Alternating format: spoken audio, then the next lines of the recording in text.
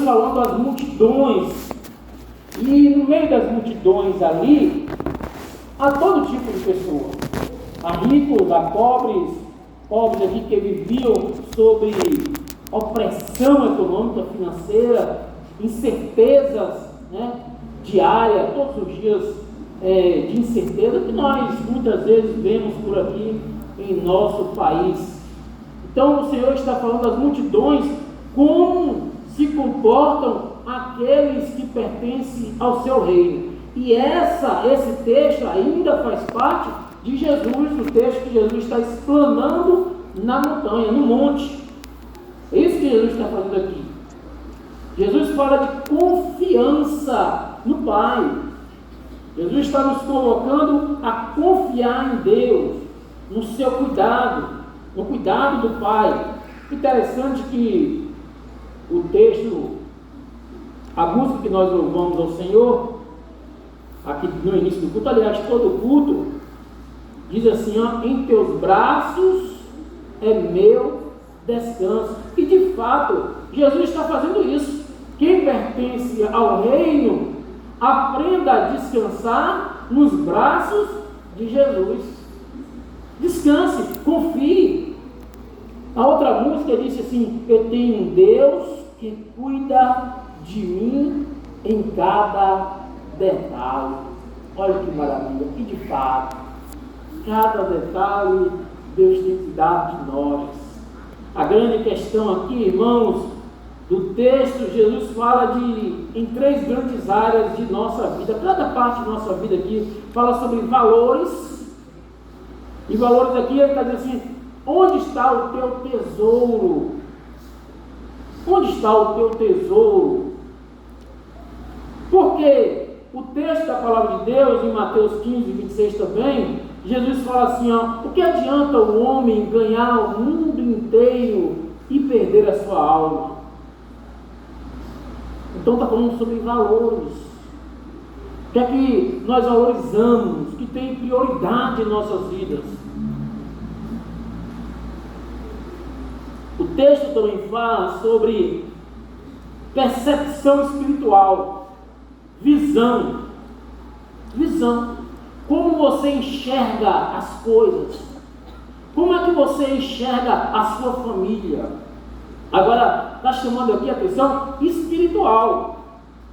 Por exemplo, se eu olho para minha família, meu filho, minha filha, minhas netas, e olho como bênção do Senhor, olho como presente de Deus, o lugar que eu moro, o algo que Deus me colocou ali para passar os dias. Se eu olho para o alimento diário, na hora do almoço, agradecendo a Deus pelo que Ele me deu, isso chama visão espiritual. Reconhecer o que Deus está fazendo em cada detalhe, de fato, cuidando de nós em cada detalhe. É isso que o texto está nos chamando a atenção. Percepção espiritual, visão. Como vemos a vida, a forma de olhar. A sua visão é a visão de Deus ou uma visão mundana? Interessante também que o irmão Delberto começou louvando, dizendo a música assim, falamos de do mau tempo, do frio ou do calor. Não é assim? Se está frio, falamos. Se está calor, nós falamos. E aí, irmão Gilmar entrou e falando da maravilha do tempo. Ontem um sol bonito, o tempo estava bonito, e hoje o tempo chuvoso está lindo, maravilhoso. Quer dizer, falou bem de ontem na visão espiritual. Falou na visão espiritual. E não reclamou na frente de todos. Aliás, falou bem do Senhor. Isso chama-se percepção ou visão espiritual. Como está a sua visão espiritual em relação a Deus? Olhando para o céu, como Deus te deu? Ou você está olhando como os gentios, como disse a palavra, os mundanos? Como é que está a sua visão espiritual? E um outro ponto também fala sobre confiança. Em quem depositamos nossa segurança? Em teus braços eu me descanso. As lutas vêm, Pai. As lutas vêm.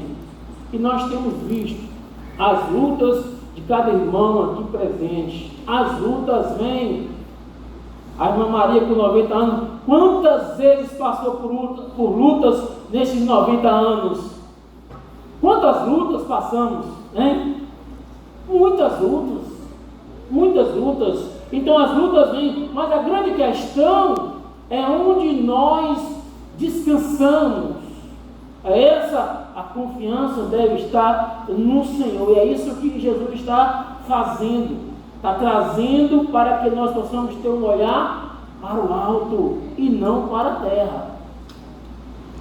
O pano de fundo aqui é o perigo de uma vida materialista, uma vida ansiosa e uma vida dividida, colocando o mundo em primeiro lugar, as coisas da terra em primeiro lugar e Deus em último lugar. Você tem tempo o ano inteiro para trabalhar, mas nunca tem tempo para adorá-lo, o Todo-Poderoso. É isso que o texto está chamando a atenção.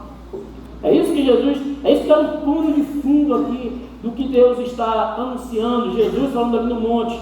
O foco aqui, irmãos, não é negar a realidade das nossas necessidades. Não é você parar de trabalhar e vir para a igreja todo dia. Não é isso que está falando. Não, Ele conhece as nossas realidades, Ele conhece as nossas necessidades, sabe que precisamos de trabalhar. E é de Deus o trabalho. O trabalho é uma bênção do Senhor. Aprenda a amar o seu trabalho, e você verá com olhos espirituais que o trabalho é uma bênção do Senhor. Já contei aqui uma mulher que estava ansiosa, ainda faltava lá uns 10 anos para se aposentar, não lembro bem, e ela ansiosa para chegar o tempo da aposentadoria. E tempo depois, ela perguntou até para mim o que ela deveria, não aguentava mais, não ia mais esperando esse dia para aposentar. E tempo depois chegou o dia da aposentadoria dela. Ela se aposentou, tinha ali uns 6 meses mais ou menos aposentada, e ela se encontrou comigo ali no lugar, eu, ela e outra mulher, outra senhora. Nós conversamos sobre empresas. Ela disse: você que entende de empresa, me instrui para abrir uma empresa ou comprar uma empresa, porque eu não aguento mais ficar sem trabalhar. Aí eu lembrei do que ela falou há muitos anos atrás. Eu falei há um tempo atrás, não sei se a senhora se lembra, mas no diálogo aqui comigo, a senhora falou que estava ansiosa para trabalhar, para se aposentar e não querer mais trabalhar. E agora a senhora está pedindo de novo para o trabalho? A senhora está percebendo que a senhora não está feliz nem no trabalho e nem fora do trabalho? Ou seja, nós precisamos entender que em tudo que nós fazemos, amado, tudo que nós temos foi o Senhor que deu. O nosso bom Deus nos deu filhos de trabalho. E por isso devemos amar o nosso trabalho, amar os nossos filhos, amar a nossa casa, e ter prazer e alegria no trabalho, e não ansiar. Mas por que as pessoas vivem ansiosas? Porque muitas vezes você só está em busca do dinheiro, e não de trabalho para engrandecer e adorar e louvar o nome do Senhor. Porque no seu trabalho, você fazendo a coisa com amor, com todo cuidado, você louva o Senhor, você adora o Senhor também no seu trabalho. Se você faz a comidinha em casa para o seu marido, para a sua família, para os seus filhos, e faz com amor, com aquilo que você tem, faz com todo carinho. Já tive muitas casas aqui. E eu percebi isso, os irmãos fazendo com tanto amor, com tanto carinho, que às vezes a vontade que eu tinha ali é de ter uma fome para comer aquela comida toda. Cadê o amor que os irmãos fizeram a comida? E muitas vezes eu saí com a barriga até cheia demais. E aí, por isso, estou me preocupando com isso. E comecei a fazer já um exercício físico na minha vida. Então, irmãos, fazer com amor, fazer com alegria, é isso que o Senhor quer de nós. Tudo que façamos com amor. Tudo que fazemos, façamos com amor. Amamos. Essa é uma visão espiritual. Então o Senhor nos ensina aqui no texto como devemos viver e como devemos ser. Como devemos fazer, agir, e como devemos ser. Não é só agir, Porque a mulher trabalhava, pensando na aposentadoria. A mulher se aposentou, agora ela quer pensar em trabalhar novamente. Então a gente precisa compreender isso, que o Senhor quer de nós. Eu não fico ansioso, e nunca fiquei ansioso por aposentadoria. Eu sempre fiquei ansioso de fazer com toda alegria, fazer com gosto. Então o que precisamos compreender aqui? Ser rico, amado, não é pecado. Ser rico não é pecado. Pecado é amar o dinheiro. Pecado, ter dinheiro não é pecado. O pecado é o dinheiro ter você, possuir você, dominar você. Isso é pecado. Mas ter dinheiro não é pecado. Ser rico não é pecado. Você não pode permitir ser dominado pelo dinheiro. Viver em prol do dinheiro. O dinheiro é o resultado do seu trabalho e não o foco do seu trabalho. Então vivemos hoje numa geração mais ansiosa de toda a história, mesmo tendo tudo. Uma geração ansiosa. Tem comida em casa. Antigamente muita gente não tinha comida em casa, e as pessoas não viviam ansiosas. Essa ansiedade veio sobressair de uns tempos para cá. Então precisamos entender isso. Uma sociedade marcada pela pressa, sempre andando com pressa, com agonia. Uma sociedade marcada pelo consumo. Não há necessidade de comprar, mas a pessoa compra. Não falta nada em casa, mas João tem, vou comprar. A Maria também tem, vou comprar. Se ela tem, eu também posso. Só para ter. Não tem necessidade. A casa não cabe mais. Eu e minha mulher, graças a Deus, deu certinho nessa visão. Eu disse para ela, olha, eu gosto de ver casa mais solta, porque eu quero ver os meninos correr, cair, rodar para lá, e se quebrar alguma coisa, já sabendo que o menino pode quebrar. Então, deixa a casa mais, vamos dizer assim, vazia. Esse é o jeito meio dela. Porque nós enchemos muito a nossa casa com a ideia de consumo. E uma outra coisa, a pressa, consumo e ansiedade. Porque nós não aprendemos, amados, descansar no Senhor, olhar para aquilo que Deus nos deu e viver gratos ao Senhor, feliz na sua presença, pelo que Ele já deu, não pelo aquilo que você espera ainda possuir. Aliás, as coisas possuem você. Esse é o perigo. Então as perguntas nos dias atuais são: eu vou ter suficiente? E na verdade nunca é suficiente. Sempre está em busca de algo, nunca está satisfeito. Só vou ser feliz quando alcançar algo. Alcança aquilo e ainda quer mais outra coisa. Não estou feliz não. Só vou ser feliz quando alcançar. Sempre em busca de alguma coisa. Nunca é saciado. Uma outra coisa, a outra pergunta é: e se faltar? Gera medo, né? Há pessoas que vivem com medo o tempo todo. E se faltar? 20 anos de idade, Deus sustentou. 30 anos de idade, Deus sustentou. 40 anos de idade, Deus sustentou. 50 anos de idade, Deus sustentou. Mas a pessoa tem medo de faltar. Deus sustentou 50 anos, 10 anos, 5 anos. Deus sempre nos sustentou. E esse medo de faltar.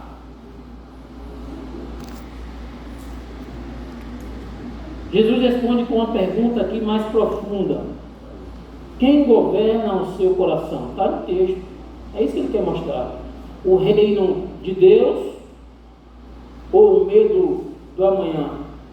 Quem é que está governando a tua vida? O teu ser? O medo do futuro? A instabilidade financeira? Hoje eu tenho emprego, quem garante que amanhã não vou estar? Isso é falta de confiança. E precisamos confiar no Senhor. Esse trabalho que Deus te deu hoje foi o Senhor que te deu. O de amanhã pertence ao Senhor. Então precisamos não ter medo do futuro. Vivamos o hoje.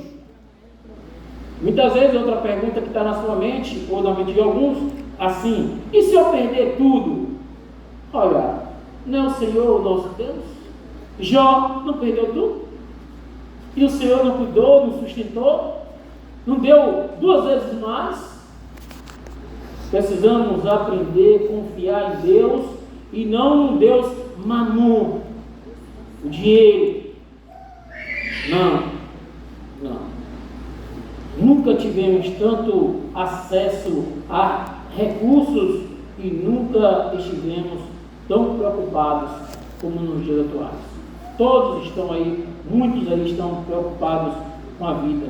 Então Jesus aqui, amados, confronta a raiz da ansiedade no texto. É isso que Jesus está fazendo no texto. A raiz da ansiedade. A quem você serve como Senhor? Como são os seus olhos? O que ocupa o primeiro lugar em tua vida? E a ideia central aqui é que o discípulo de Jesus, nós, servos do Senhor, tenhamos como prioridade o reino de Deus. Tenhamos visão espiritual, o olhar para cima. Pare de olhar para baixo, para a terra, para as coisas do mundo. Olhe para cima. Tenha dinheiro? Tenha. Que venha muito, venha. Mas o seu olhar nunca é para o dinheiro. É para o Senhor. O Senhor Deus nos deu. E o Senhor Deus é bom para todos. É assim que nós devemos ter esse olhar.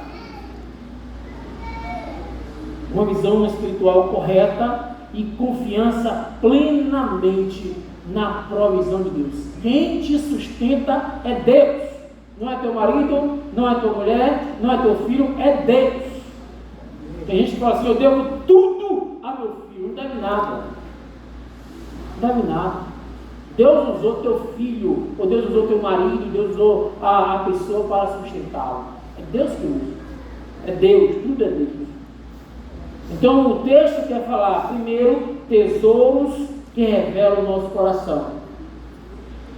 O tesouro, qual é o tesouro que está no teu coração? Onde está o seu tesouro? No céu ou na terra? Você está olhando para cima ou para a terra? Tesouros terrenos aqui são temporários, mas tesouros celestiais são eternos. Por isso que o nosso olhar deve ser para o eterno. O problema, de fato, como eu disse, não é ter bens. O problema é viver para os seus bens, para eles. Então, muitas pessoas, quer ver uma coisa? Protegem o seu celular. Protegem muito o seu celular, mais do que a sua vida espiritual. Coloca aqui senha, né? No celular, não é assim? Coloca a capa para não quebrar. Coloca seguro, que a gente coloca seguro no celular, que caso seja roubado, no país que nós estamos vivendo. Mas a Bíblia, a vida espiritual, a palavra de Deus, muitas vezes ele esqueceu até na igreja. Esquece a Bíblia na igreja. Passa a semana toda, nem lembro onde está a minha Bíblia, na hora de sair para a igreja, em cima da hora. Vixe, hoje eu não vou levar não, depois que aqui que eu acho, procuro e acho, é melhor eu sem a Bíblia mesmo. Vida espiritual em último lugar. Visão terrena.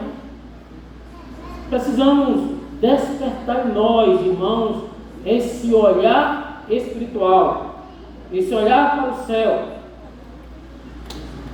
Então aqui na palavra também diz sobre a ordenança, está no versículo 19, irmã Keila, 6, versículo 19. Não ajunteis tesouro na terra, onde a traça, a ferrugem os consome, e os ladrões invadem e roubam. Não ajunteis tesouro na terra. É isso que o texto está dizendo. É claro que Jesus aqui não está condenando a riqueza, como eu disse. É fruto do seu trabalho. É bênção de Deus. Jesus está condenando aqui a ganância pelo dinheiro, a avareza, a mesquinhez, o amor, o apego ao dinheiro. É isso que Jesus está condenando.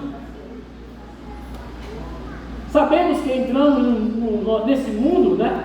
A minha netinha nasceu agora, na terça-feira, dia 16, nua. E quando nós vamos partir, nós vamos para nu. A roupa fica aqui na terra. Voltamos para Deus. A terra volta para o pó. Ou seja, nu nós chegamos e nu nós vamos. E por que esse teu coração tão preocupado com as coisas aqui da terra? O problema não é o dinheiro, é o amor ao dinheiro. É isso que o texto quer nos ensinar. Onde invisto o meu tempo? O que mais ocupa os meus pensamentos? O que me traz segurança? A segunda ordenança aqui é positiva. A primeira foi negativa. Não ajunteis. A segunda é positiva. Mas ajuntai tesouros no céu. Está aí no versículo 20. Ajuntai tesouros no céu. Invista nas coisas de Deus. Olhar para o alto. Visão. Terceiro, Jesus explica o motivo. Está aí no versículo 21. Porque onde estiver o teu tesouro, aí estará também o teu coração. Cuidado com o teu coração. Cuidado com o teu olhar. Cuidado. O nosso tesouro nos arrasta também o coração junto. Para onde está o nosso tesouro, nós estamos ali o coração, preocupação. Então Jesus nos ensina a viver com confiança, mesmo no mundo estável. Hoje nós temos, amanhã pode ser que não tenha, mas uma coisa temos certeza, que é Ele que cuida de nós. É Ele que nos sustenta. É Ele que nos dá força. É Ele que nos dá braços para trabalhar, pernas para andar. É Ele que nos dá amados. É Ele que nos sustenta. Segundo, os olhos determinam a direção da vida. Há também aqui duas advertências. Versículo 22. Se os teus olhos, parte B do texto. Se os teus olhos forem bons, todo o teu corpo terá luz. O que é luz? Clareza. Você vai conseguir enxergar. Isso aqui é clareza espiritual. É olhar com bons olhos. Isso é clareza espiritual. É se alegrar com a beleza da criação. É olhar para a cachoeira da tua casa grande e dizer assim: que maravilha! Que Deus bondoso! Que Deus maravilhoso! Como Deus é bom! Nos deu tanta água, cai de manhã, à tarde e à noite. Nós vamos dormir e a água continua caindo. Esse é o nosso Deus, Criador do céu e da terra. Isso é olhar, um olhar espiritual, sabendo que nos deu a praia e para atingir. Que multidão de água! Como pode uma água dessa subir tão grande onda e derrubar toda essa terra? Não. E Deus coloca tudo em seu devido lugar. Nos dá essa imensidão do mar. E tomamos banho. Aqui nós temos o privilégio na cidade de Uberá de ali tomar um banho da água salgada. E se achar que a água ficou muito salgada no nosso corpo, peraí que eu vou aqui na água doce, na cachoeira, e tomo banho. Olha que privilégio. É um olhar espiritual. Ver as maravilhas que Deus tem feito em nossas vidas. Tem dado para nós. Esse é um olhar em direção, com clareza espiritual. Olhar para as coisas que Deus fez. Você, marido, você, esposa, você, filho, Deus fez você. E olhar para os nossos filhos e dizer assim: como Deus é maravilhoso. Como Deus é bom. Como Deus, olhar para o feijão do arroz dentro de casa no almoço e dizer: como Deus é bondoso, maravilhoso. Como é gostoso comer um feijão. Deus é bom, de fato. Ele manda chuva e nasce a planta, e a planta dá semente e nós comemos o feijão. Que delícia! Como Deus é bom. Então, se alegrar com a beleza da criação, amados. E a segunda advertência é negativa. Se, porém, os teus olhos forem maus, todo o teu corpo será mau. Estará repleto de trevas. Se, portanto, a luz que há em ti forem trevas, que grandes trevas serão. Revela aqui, sabe o quê? A cobiça. A cobiça. a ganância. Tem dinheiro, tem sustento, mas quer mais. Os olhos sempre querem mais. Quero vender mais, quero mais, quero mais. E aquilo deixa inquieto. A ganância, a cegueira espiritual. E quem enxerga errado, vai viver errado. Vive errado. Por isso precisamos ter o olhar de Deus, crentes em Jesus. Olhos maus são os olhos que se deleitam naquilo que é belo. Diz que como o tempo hoje chuvoso está ruim. Olha, uma chuva tão linda, né? Tão bela, Deus cuidou de nós, enviou uma chuva tão bonita hoje. Olha para o sol de ontem e diz, que dia bonito. Então é olhar. Esse é um olhar espiritual. Um olhar mau, olha com maus olhos, sempre dizendo mal. Dinheiro é um excelente servo, mas um péssimo senhor. O dinheiro pode servir você em muitas coisas, mas se você torná-lo como Deus, você vai sofrer muito, vai viver ansioso, vai ser ganancioso, vai estar longe da palavra de Deus. E o Senhor está chamando a gente, porque por amor ao dinheiro, pessoas se casam e também pessoas se divorciam. Não é verdade? Cada um, eu tenho condições de me sustentar tranquilamente. Então, mulher, siga o teu caminho, vá para o seu apartamento que eu tenho o meu. Se divorciam. Acham-se autossuficientes. Não diz assim, marido, Deus me deu você. Mulher, Deus me deu você. Você não pode. Não, você não pode. Agora, nós temos que ficar até o último dia juntos. Vamos ver qual é o problema e vamos resolver o problema. Mas não, o dinheiro, o Deus dinheiro. Faz o quê? Cada qual siga o seu caminho.